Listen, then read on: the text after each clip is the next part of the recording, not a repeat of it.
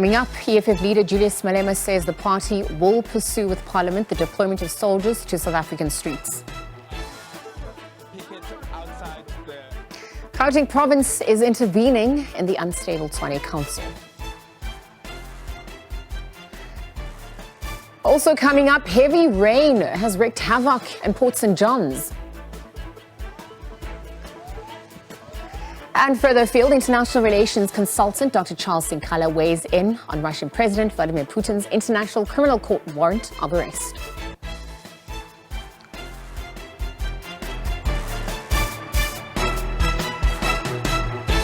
A very good afternoon. If you have just joined us, we are live from our studios in Auckland Park, Johannesburg.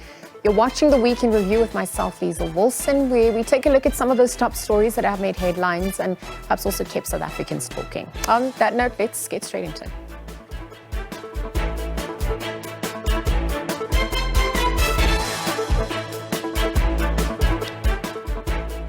Well, first up, EFF leader Julius Malema says the party will pursue with Parliament the deployment of soldiers to South Africa's streets, where about 3,000 SANDF soldiers were deployed to keep the peace during Monday's national shutdown.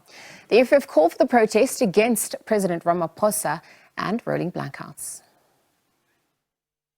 Well, you will know that we are in Parliament and we will be questioning the rationality and the deployment of soldiers and the amount of monies that are going to be spent on the soldiers that are on the streets now.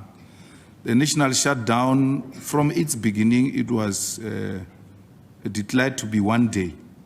And as to a month deployment, I don't understand what informs that. But dealing with the criminals that we're dealing with, that might be an opportunity for them to loot. Because in the army, ordinarily, and in many instances, we never get to the bottom of how monies get to be spent in the army. And that's where it is very easy for a corrupt government to just exploit that opportunity and steal the money.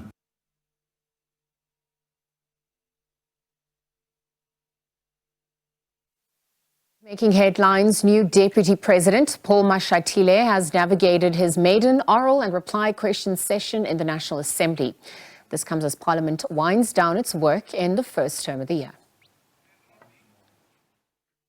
It's been yet another busy week in Parliament, with some late-night sittings in the National Assembly. On Thursday, Mashatile's question and answer session was delayed due to a suspected fire, but it was a false alarm. The capacitor in a light overheated, affecting the light cover, which consequently caused the smoke in office number 31. As a result, the smoke detector was triggered, further triggering the fire alarm system. I'm informed that there was no further damage as a result of this. The Deputy President began his reply on a lighter note. Somebody sent me a message on my phone from Joburg and said, we hear that Paul is on fire in Cape Town.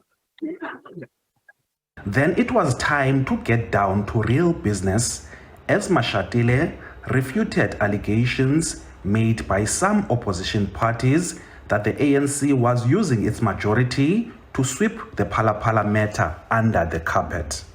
There is no shielding. I think sometimes there's a zeal to find the president guilty without going through due processes. It's not correct. We are a democracy. We have institutions that we have set up independent. Nobody's interfering with them. Let's not be impatient. The Deputy President also made an undertaking to rein in errant ministers who failed to appear for answer sessions in Parliament. There will be consequences if members of the executive don't respond to questions. Obviously, the Speaker has powers to reprimand members who don't comply. And I think the Speaker did it recently. I know that other members felt that was harsh. He also took a swipe at the DA for criticizing the ANC, while they also used the majority to push through decisions in the Western Cape. Mashatile was also questioned about the impact of load shedding on hospitals, as only a handful are exempted. He says government is concerned but cannot make a commitment about compensation. Is the government considering to compensate families who are affected by death as a result of load shedding? We just need to be careful not to open a can of worms. There are many people affected, and in fact, government may not afford to be able to compensate everybody who's affected. In the same sitting, the ANC voted against a DA motion calling for the establishment of a parliamentary ad hoc committee to probe corruption and criminal cartels operating at Eskom. The motion was opposed by the ANC on the grounds that the current parliamentary mechanisms and the president's appointment of the electricity minister was adequate to deal with the issues at Eskom. I move to insert in paragraph 6A, after the word Eskom, the following words, including inquiring into all coal contracts, all evergreen contracts, and all contracts between Eskom and smelting companies. I so move, House Chair. The ANC objects. House Chair, you had put the amendment to the House and you had asked if there are no objections. At that point, there were no objections. Now you are putting the question to the House with the draft resolution, with the amendment included. And now the ANC has raised the objection. I think it's important for the record. And I would like to call for a division, please, House Chair. Honorable members, the results of the division is as follows. Those who said yes to the motion, 115. Those who said no, it's 201. On Wednesday, National Assembly Speaker Nosiviwe Mapisa-Nqakula survived an EFF motion of no confidence against her. This follows the removal of EFF MPs who protested on stage during the State of the Nation address last month. The EFF's motion was defeated with 234 votes in favor, 42 against, and 73 abstentions. Her sole mandate is to protect Ramaphosa. Whenever Mr. Ramaphosa is being held accountable, she chooses violence. She chose to abuse her powers, violate the Constitution and the rules of the National Assembly. The ANC dismissed the motion as nothing but political theatrics and populism. South Africans have witnessed on countless occasions deliberate acts of sabotage and disruption where important debates are often put on hold or interrupted through brazen acts of anarchy, violence and intimidation. The DA did not vote. The party says the motion was narrow and devoid of crucial points. In this short space of time that the Speaker has been at the helm of this institution, we have seen its deterioration. It is undeniable. However, the DA cannot support this motion as it stands. The motion is deficient and it is procedurally flawed. The disruptions of SONA is still a subject of discussion by Parliament's Joint Rules Committee. This after Mapisa-Nqakula referred the matter to the committee to consider disciplinary action against EFF MPs. Meanwhile, in the same sitting, the DA motion to establish an ad hoc committee to probe the burglary and theft of foreign currency at President Cyril Ramaphosa's Phala Phala farm was also defeated. The motion received 135 votes for and 204 votes against, with no abstentions. No matter how hard the ANC tries to hold back the tide, there will become a day of reckoning for each and every member of this House to account for how you called out your vote today. So I urge you to support the motion. But at the end of the day, the one thing that every South African must remember is this: an innocent man should never be afraid of the truth, and an innocent president should never be afraid of Parliament. We must establish this ad hoc committee to investigate everything, including the police that were involved in chasing the people who want to take the money in Phala, so that we can get to the bottom of this, because we cannot have a lawless country where the sitting police commissioner is involved in pursuit of criminals in a criminal way. The ANC described the motion as opportunistic. The call for establishing an ad hoc committee is not only contaminated by opposition parties' biases, but also fails to comply with the fair due processes, and therefore it should be rejected on all grounds. Secondly, and crucially, this draft resolution is an opportunistic one. Turning to the Section 194 inquiry probing the fitness to hold office by suspended public protector, Advocate Busisiwe Mkhwebane, the inquiry acknowledges it faces risks. This includes the deadline to complete its work, providing procedural fairness, and solving challenges of legal fees for Mkhwebane.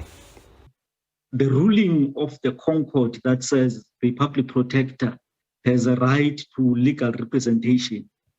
So, and the office, the PPSA has been funding this particular process. Now, if the PPSA says by end of March, we don't have funds, we can no longer fund, what is going to happen if then the legal representative, then they then withdraw to say we can't continue because there's nobody who's going to pay us? Are we going to continue from the 1st of April without the legal representation? If we are continuing, is the PP not going to go back to court and says, I'm proceeding with the inquiry without public representative because there's nobody who's willing to pay for such public representation? Or are we expecting the PP to pay for herself? The committee will now approach other stakeholders to resolve the funding challenge.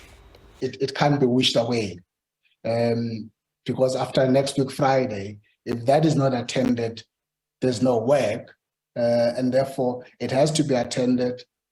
And the suggestions that as this committee of inquiry, that's not necessarily our space, but that work can be done to ensure that those that can drive and can be responsible, starting with the Justice Committee, with the Minister, who can link up with the Speaker, that must be done as a matter of urgency, so that at least by next week, before the 31st, there's clarity on those issues.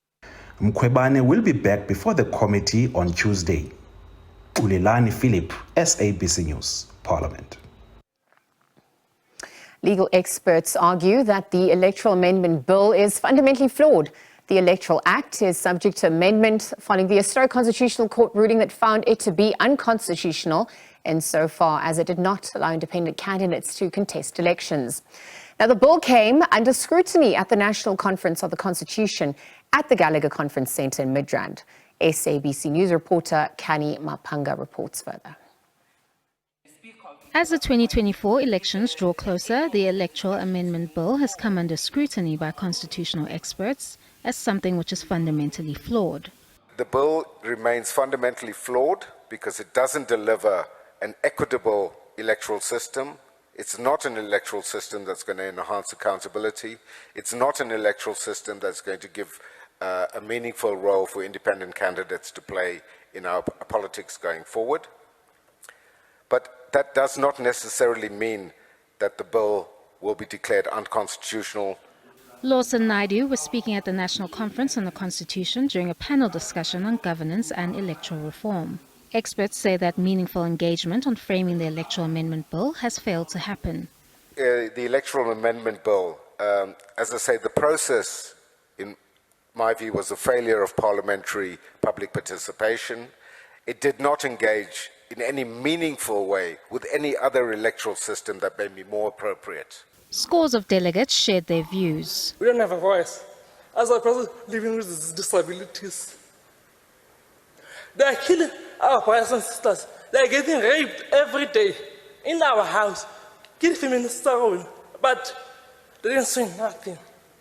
Raise our right, raise our voice. I have no problem with anybody from anywhere in the world working anywhere in South Africa doing whatever, but the public representative role should be for people born in South Africa.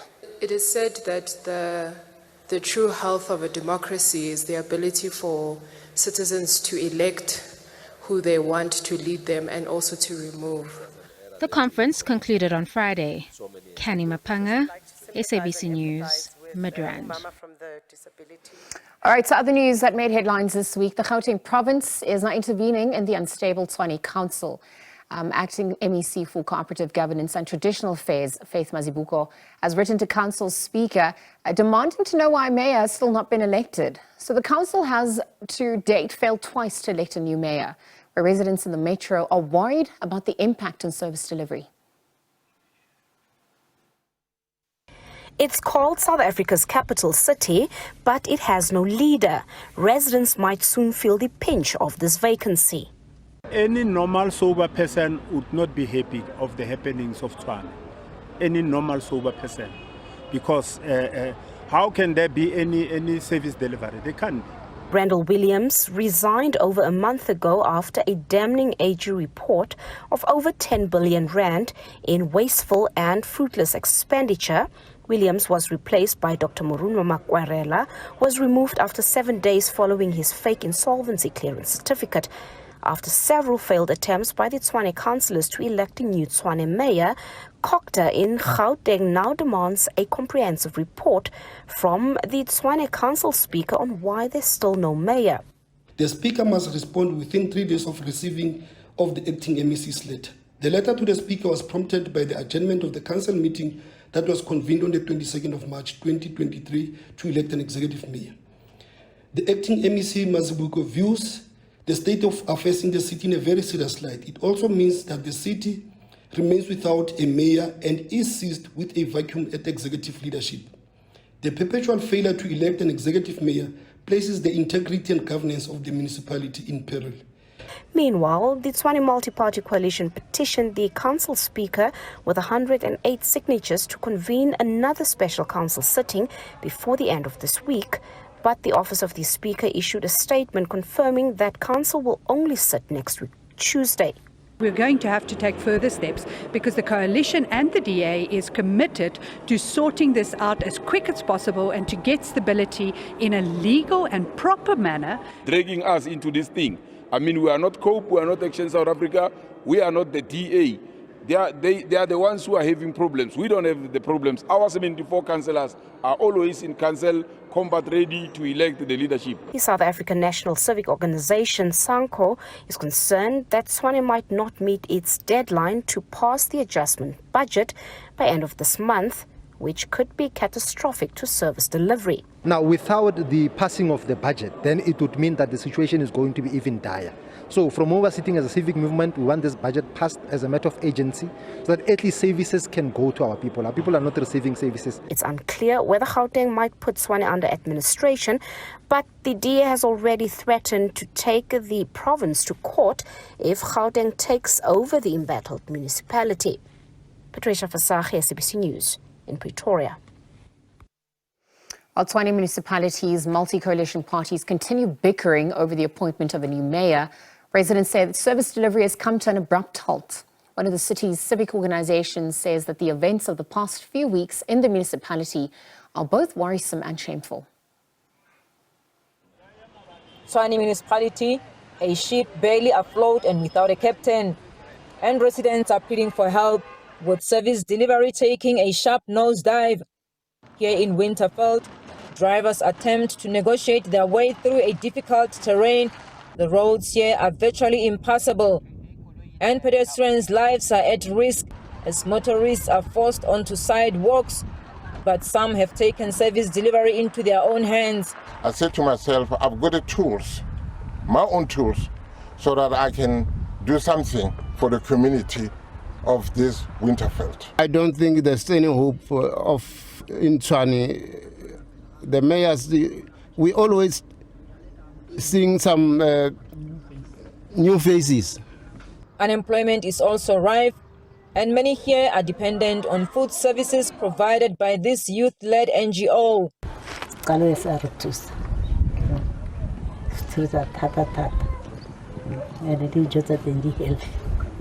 This is Carlo that's helped us with food. This is the only good thing that came around us.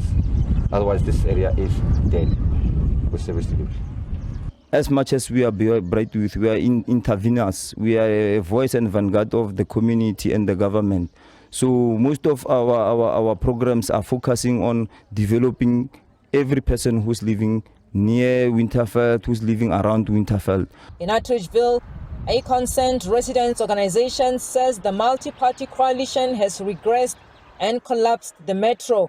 We were closely monitoring all the drama and the circus. Our metro has been turned into a circus and a jumping castle for political parties. This is affecting the service delivery because for them it's all about power. We've been on media all along warning communities that the coalition agreements that they're making are not made public, number one. Number two, they are excluding us from their agreements. We don't know what they're agreeing upon. But all what we've noticed since we're attending all those council meetings, it's power. Mahlangu says coalition governments are unstable and benefit only politicians and not voters. But with no single political party in charge to steer the ship, the struggles here will continue. Mulimo Onemuto, SABC News, Pretoria.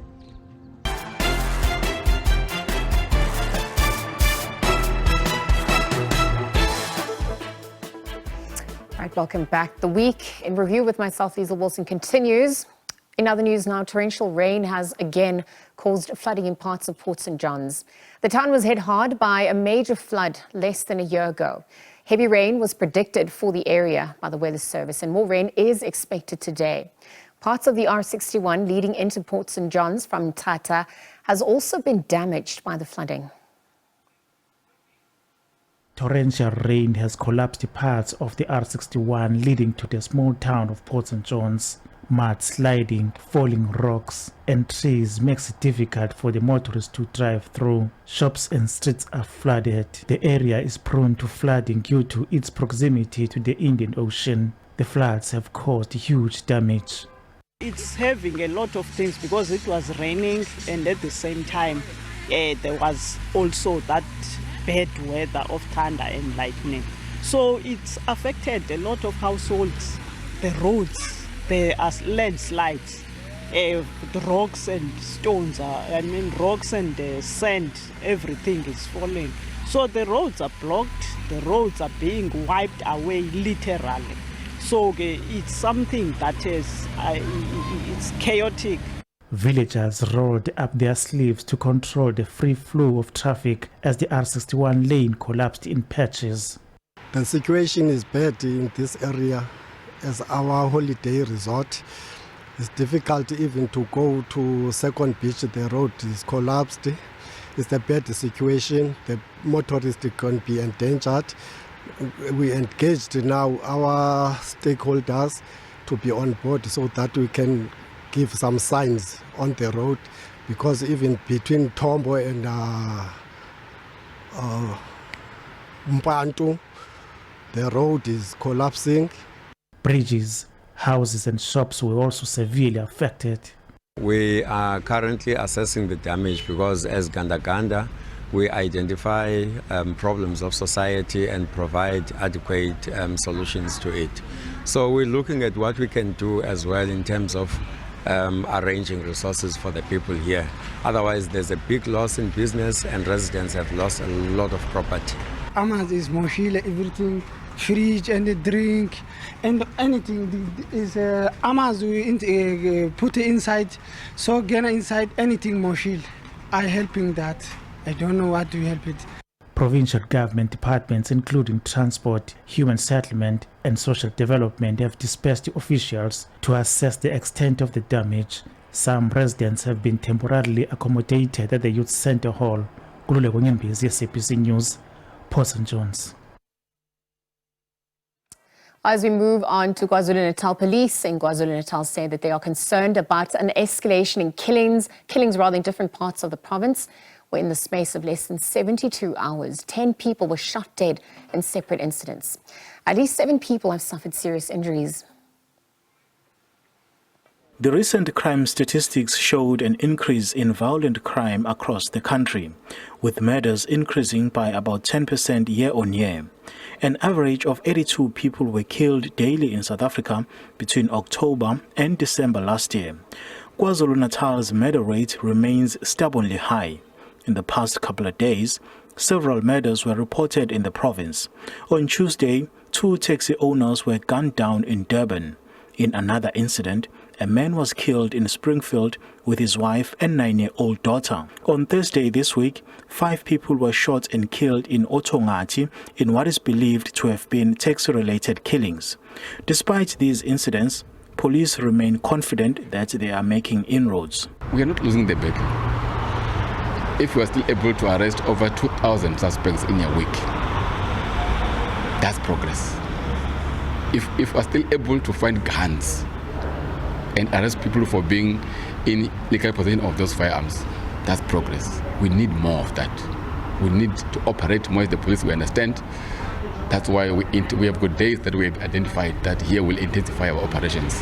One analyst says finding the exact motive behind these killings is a complex exercise.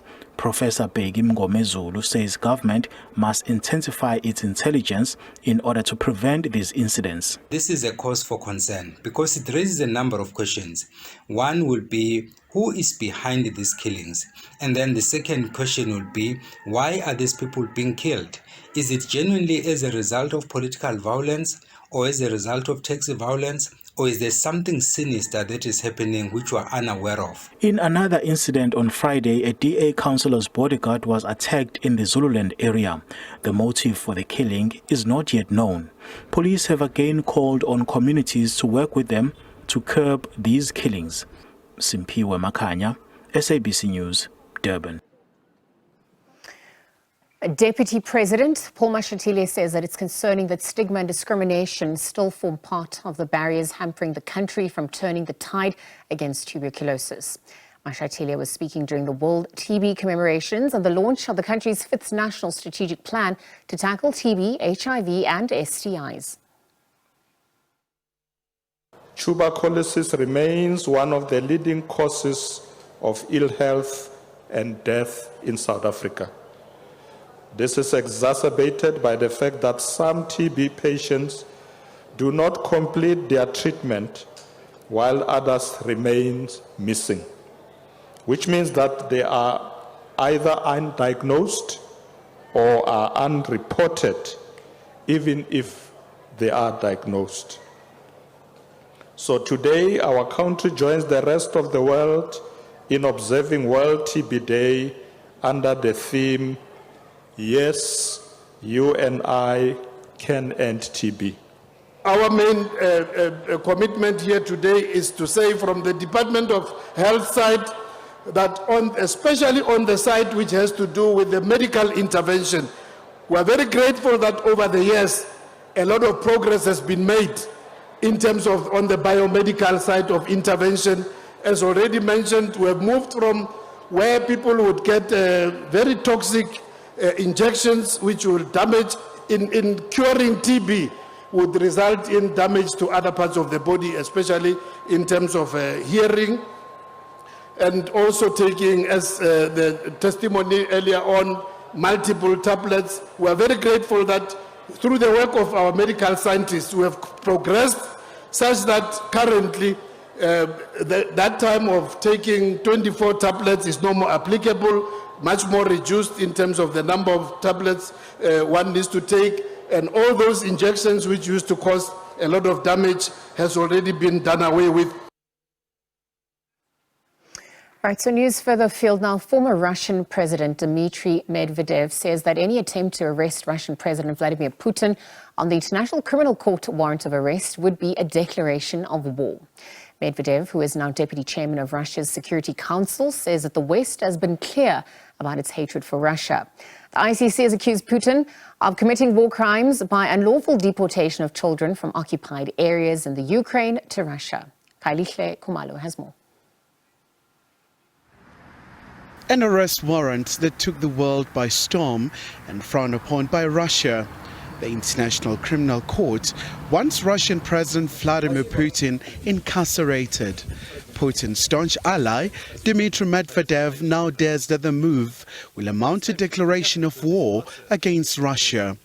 The Kremlin says the ICC warrant is an outrageously partisan decision, and countries such as Russia, China and the US do not recognize the International Criminal Court. Let us imagine, obviously, it is a situation which is never going to happen, but nevertheless, let us imagine the situation came true. An incumbent leader of a nuclear state has arrived, for instance, in Germany and was arrested. What is this? A declaration of war on the Russian Federation. South Africa has also forwarded an invitation to President Putin as the country gears up to host the BRICS summits later this year. Pretoria has signed the Rome Statutes and recognizes the ICC. Many countries which should sign on are not members of it, and we had hoped other forms of warrants would be issued by the ICC, because there are many countries and leaders who have practiced very serious abuses in situations of conflict, but they remain unscathed in terms of the ICC. And this is a worrying aspect that we've raised previously. South Africa will have to look at existing provisions of our legislation. We also, I think, will have to have a discussion as cabinet, as well as with our colleagues in Russia. Analysts say this warrant of arrest presents a number of implications for South Africa and the world. South Africa could remain in the ICC, but look at its domestic legislation and look at potentially putting a number of exemptions there, where, for instance, its national interests are put into question or are threatened, but also where the arrest of a sitting head of state would have negative implications for brokering potential peace deals with that sitting head of state. And so, for instance, if South Africa were seen to be part of a process of mediating and calling for a peaceful resolution of a conflict, and an imminent arrest of a sitting head of state like President Putin would have a negative impact on that. This would be one of the reasonings, I think, that South Africa could put through. The United States has backed the warrant of arrest, although it's not a signatory of the Rome Statutes. This comes amid criticisms that some US leaders have committed atrocities in Iraq, Afghanistan and other countries, and they've never been taken to task before the ICC. US ally Britain says President Putin must be held accountable.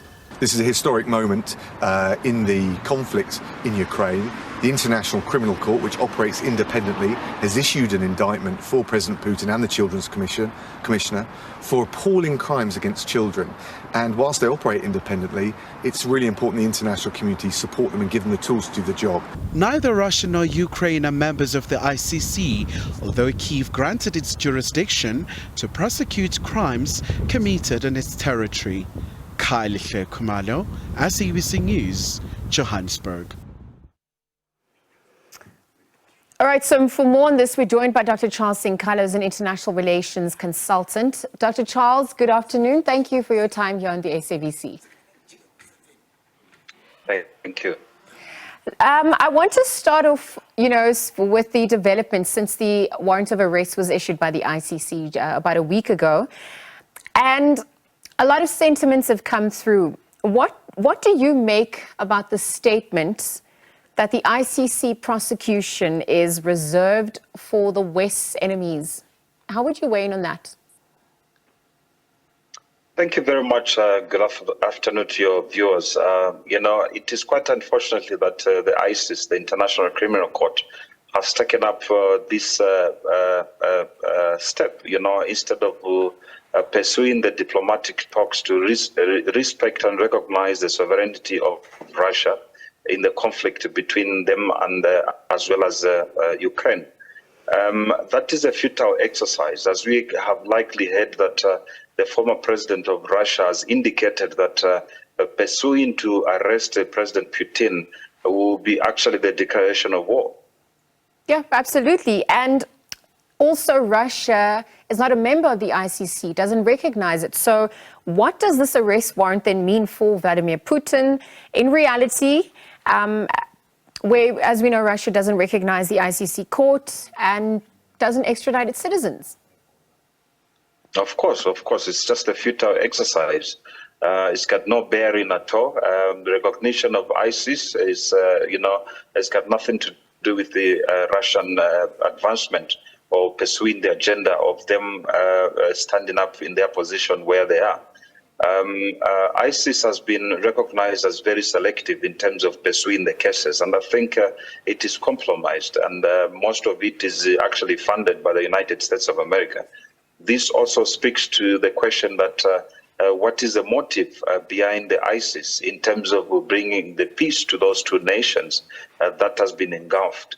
There is processes and procedures that has to be taken in terms of countries if they are at war such as this. There is a Security Council, United Nations Security Council, and as well as the other negotiation platform that can be put in terms of preventing such an embarrassment to be executed. Russia, just like any other nation in the world, is a sovereign state. You can't issue an arrest warrant for the sitting head of state. That is uncalled for or unheard of. The success of that process is zero. This is very interesting geopolitical dynamics unfolding. I even want to bring it closer to home, where we've seen from the opposition party, EFF, coming out to speak, over the issue of the warrant of arrest. And the ANC in itself has remained mum of the matter. What is this indicative of at this point? Well, because of BRICS, the relationship with South Africa, Russia, and as well as United States and other allies, South Africa still stands onto their international policy to be as neutral as possible. But everybody knows that South Africa is siding Russia. Hence they haven't commented. But I'm very optimistic that the South African position of not to support either side or condemn the issuance of the arrest warrant of President Putin, that gives them into a diplomatic circles that they respect as a country. It's obviously become an issue that we're observing in South Africa ahead of the BRICS summit that's set to be held in August. And this has now shone a spotlight on the legal avenues that South Africa is going to have to explore, so much so that, we heard from Minister Naledi Pandor saying that they are exploring the legal options on the matter in terms of handling this International Criminal Court case, arrest, sorry. And I wonder what, from your standpoint, some of those legalities are. What should we be considering at this point as we weigh up our options? Well, first of all, we must look at the locus standi of actually the ISIS. It's a compromised institution which is not fully recognized by most countries, such as the one Russia does not recognize that, and many other a few countries. So it is its efficacy in terms of prosecution or handling matters such as on this level, it's questionable. Secondly, yes, there is other legal channels that can be followed. Of course, I'm sure President Putin has written back to them that they do not recognize their arrest warrant, and I think it is a laughable matter. And as well as it cannot be executed. Even the United Nations Security Council cannot enforce that. In fact, Russia is part of the United Nations Security Council. So it is something that is, I think, the world and the West and those who would like the war to continue, or those who does not support Russia, They would like to have this escalation of war into that country to continue, ignoring the basis of people dying every day in terms of preventing them from, going towards the other difficult circumstances than they are at the moment. Dr. Charles, are the other warrants of arrest by the ICC likely to follow? How would you weigh in on that? Well, if you look at the history, Lizzo, in terms of those warrants, yes, the one they were issued when President al-Bashir was in South Africa. Yes. And South Africa never took position to arrest that head of state because he was still head of state. For diplomats, we are protected by the 1961 Convention, 1961 Convention of Vienna Convention, where diplomats, heads of states, and those who possess immunity, there are processes where before they even have to issue the arrest warrant for that place, there are processes that has to be followed. So, but, we wait and see where this one goes. Dr. Charles, staying with the warrants of arrest, I just want to quickly move on to the United States. Another seemingly imminent arrest is that of former President Donald Trump. And it's just with regards to, hush money payment systems that his personal lawyer paid into an adult film actress dating back to 2016. Trump, we know, is awaiting the New York's grand jury decision. How would you weigh in on that? How is that also perhaps going to impact his presidential run come 2024 and beyond? Well, President Donald Trump is a threat to the Democrats. As a Republican, he would like to pursue his second term, and I think has become a threat to them in contesting. He's the only strongest political opponent that the Democrats cannot afford to have in the front line of the race. But those processes, in terms of as a former head of state of the United States of America, there must be processes for them to remove the immunity that justifies as such. Many attempts has been, attempted for them to provide either documents where they searched his property without even his permission. That is also a fallacy in the law. You have to obtain a warrant of arrest. A warrant of a search warrant, rather, for you to ransack or search any head of state or former head of state, for that matter. So that is a process that, eventually, time they would like to remove the immunity, would have been maybe head of state in the United States of America. So that won't take precedence. But we hope that, this political rhetoric, can find a time for them to resolve these issues in a manner that they do not, impede the aspiration of him as the president aspirant for the United States of America for another term. Dr. Charles, let's leave the conversation there. Thank you for your time and thank you for those sentiments. Dr. Charles Sinkala, an independent international relations consultant, weighing in on some of those top stories making headlines further afield. The top story this week includes the arrest warrant that was issued by the ICC for President Vladimir Putin from Russia. These and other stories making headlines. Perhaps as we take a look at more stories further afield now, the Ugandan parliament has passed a controversial anti-homosexuality bill, which makes homosexual acts punishable by up to 10 years in prison. Only 2 members of the ruling party voted against the bill, which has attracted widespread global condemnation. SABC News correspondent Leon Sisyange reports. The proposed law seeks to prohibit same-sex sexual relations and also protect children against gay and lesbian practices. The process attracted some condemnation from high human rights campaigners. Uganda's President Yoweri Museveni spoke to the SABC about the bill on a recent visit to South Africa. This is the mistake of Western countries. They are the ones who are provoking, because they are really, the English word is insufferable. You can't put up with their nonsense, because nobody concentrates so much on homosexuals. Nobody is hunting them. But because they come and want to force us to say homosexuality, oh yeah, That's how you get now a backlash. They are the ones who are provoking all this. Our attitude on homosexuality is that these are deviants. They are deviants from the normal. There is the normal, there is the deviation from the normal. But you don't kill. The deviation from normal is also part of nature.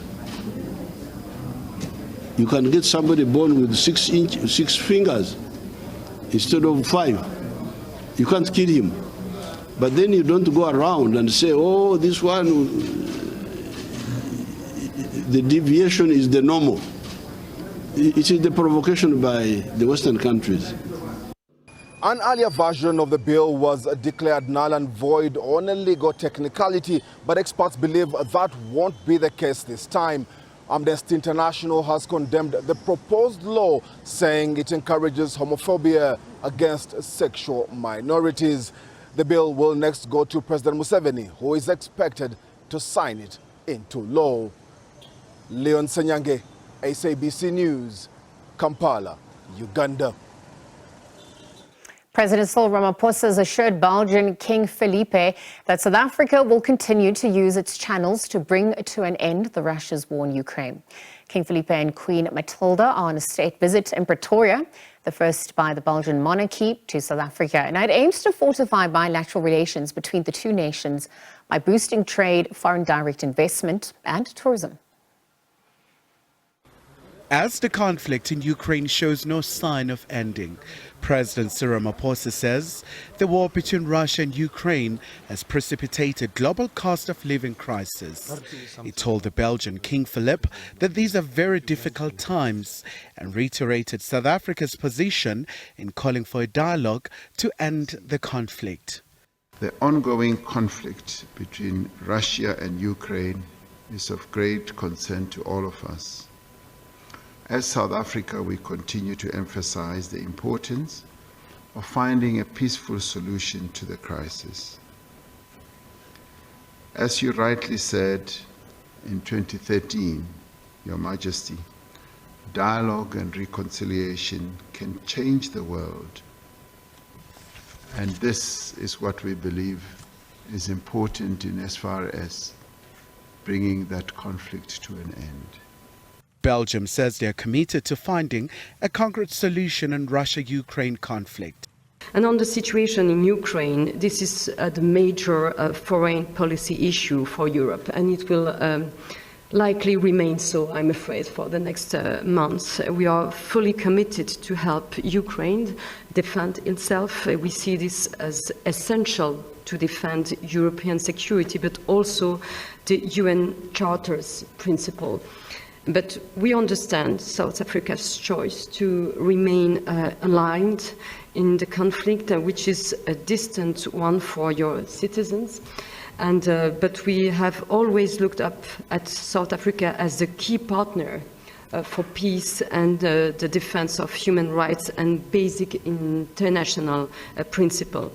So given your strong historical links with Russia, we would be delighted if you consider using your channels of communication to advance on a path towards peace. DRC is another hot topic in the continent, and Belgium says it's fully behind efforts to find a lasting peace in the eastern parts of Congo. We also thank South Africa for its very extensive contribution to peace and security efforts in Ethiopia, in Mozambique and in the DRC.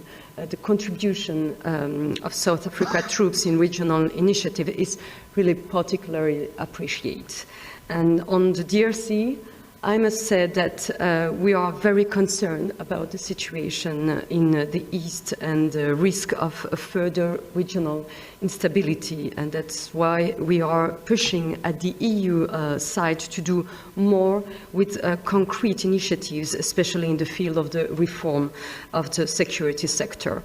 Belgian monarch stressed that Brussels values its unique partnership with South Africa. We know your country well. We have also a large number of Belgians who live here. Mm-hmm. It's between 10 to 15,000 people. South Africa is playing a very important role in the world, is representing Africa through the G20 and the BRICS that you will preside soon.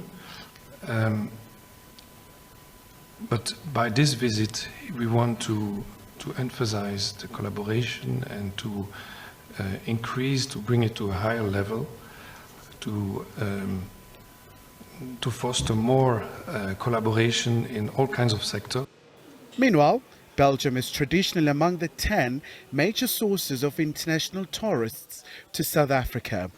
The Belgian king and his delegation will also visit Johannesburg and Cape Town to engage with academia, business and civil society. The Western Europe country houses the headquarters of the Defence Alliance, NATO and the European Union Parliament. Kylie Khumalo, SABC News, Johannesburg.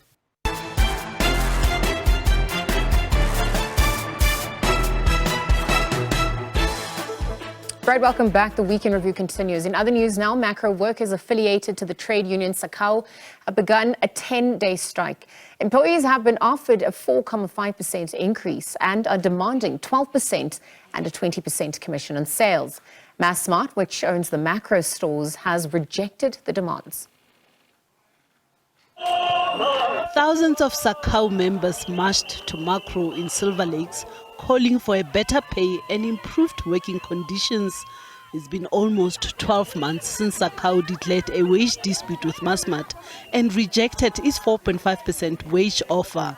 The union has accused Massmart of dismissing 500 workers for their involvement in the industrial action. They're demanding a 900 rand salary increase, or 12%. SACAO is also demanding a minimum wage of 8,000 rand, as well as a moratorium on retrenchments for the duration of the agreement. They want commission for sales workers at Macro to be increased from the current 10% to 20%. We are going to sit back, intensify, mobilize the civil society to come and make sure that at one day, only one day, we'll make sure that there's no store of Macro that is in operation. Until such time they meet our demands, we will never stop engaging, we'll never stop pulling out our masses, muscling our strength that we've got, which is to go on the street. We're not promising any stop of these actions that we are taking very soon. As long as they don't come to the party, we'll continue protesting. In a statement, Massmart says it has deployed outsourced retail staff to the stores that have been affected by the strike, and says about 1,200 SACAO members have resigned from the union to accept the company's wage offer. Massmart says the union's demands are unrealistic and that there's a contradiction to the fact that SACAO accepted a wage offer at its Game and Builders warehouse. We know that Macro, they can afford whatever we are demanding. It's just that they have taken a posture that, unfortunately, I don't blame management from South Africa. They are getting mandate. They are not running this company. Somebody else in America is running this company on their behalf. So they're getting mandate outside the country. SACAO has given Massmart 48 hours to respond to their demands and has vowed to mobilize civil society to close down all the Macro stores for a day and to intensify the 10-day strike if their demands are not met. Naledi Matlapeng, SABC News, Pretoria. Well, consumer confidence has taken a serious knock, according to FNB's BR report, where the Consumer Confidence Index plunged to minus 23 index points in the first quarter that covers January to March of 2023. Now, that is down markedly on the minus 8 index points recorded in the fourth of the quarter for last year. The authors cite consumer anxiety around persistent load shedding in the country, as well as the higher cost of living.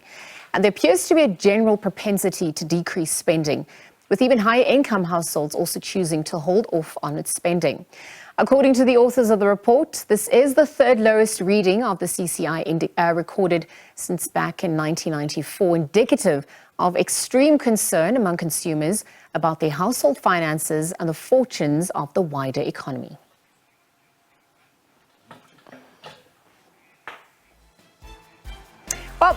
Just like that, we've come to the end of the show. Thank you very much for tuning in. Tomorrow we are back again for a look at the week ahead. Until then, take care.